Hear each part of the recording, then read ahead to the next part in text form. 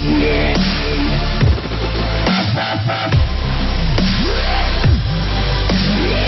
home where the body of MeShon Cooper was discovered earlier this month.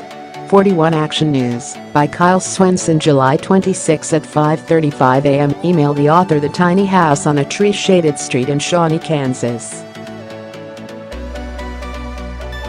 stank of bleach when police pushed inside with a search warrant.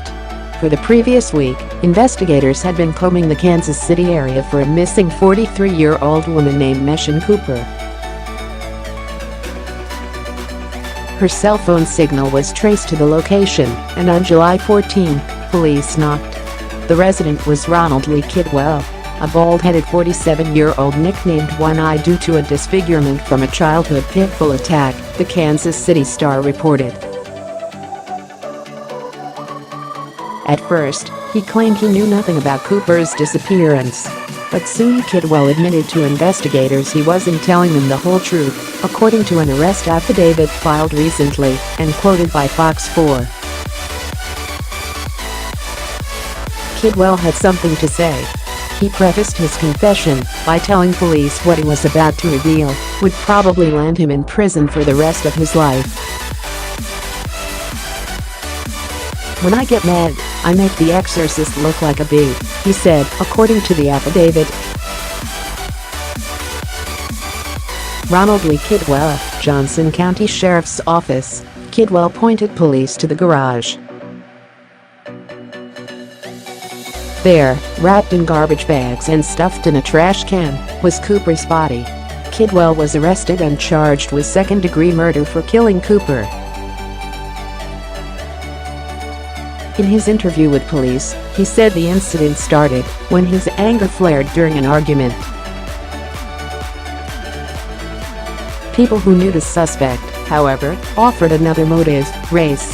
Cooper, who was African American, was attacked because Kidwell was an avowed white supremacist, they claim. "This was a hate crime," a neighbor told the Star. 100% a hate crime. More unusually, that depiction was backed up by a member of Kidwell's family. Kidwell's estranged daughter Crystal Foster told the Star her father had a swastika tattoo on his arm, posed for pictures draped with a Confederate flag, proclaimed himself a member of the Ku Klux Klan, and regularly spoke about attacking African Americans. "He's been a monster his whole life," she told the paper. "He's the true definition of evil." On Tuesday, an FBI spokesperson confirmed to the Associated Press that the Bureau was investigating the murder as a possible hate crime. Court records indicate Kidwell has yet to enter a plea in the case. A call to his attorney for comment was not immediately returned.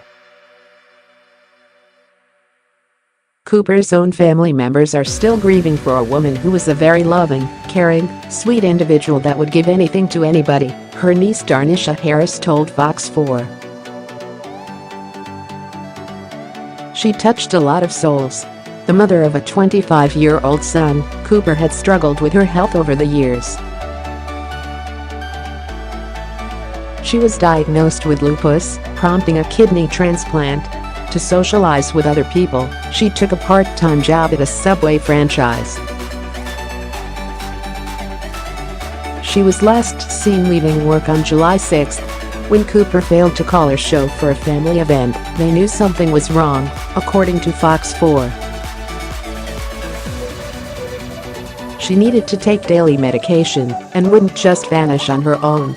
13 hours after she was last spotted, Cooper's car was located abandoned in a Kansas City park.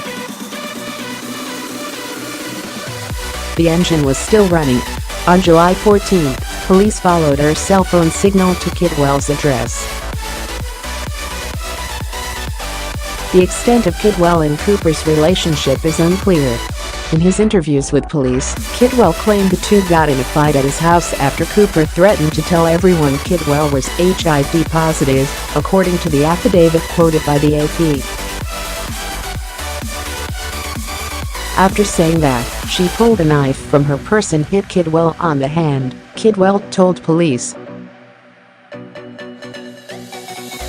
Kidwell struggled for the knife, got control, and stabbed Cooper. Kidwell's own criminal career has been significant. According to the AP, he's spent a total of 15 years in prison on a number of charges. In 2011, he was convicted of attacking and sexually assaulting a black woman, forcing her to engage in sexual activity with him without a condom, although he was HIV positive. Foster, his estranged daughter, told the Star it fit with his alleged pattern.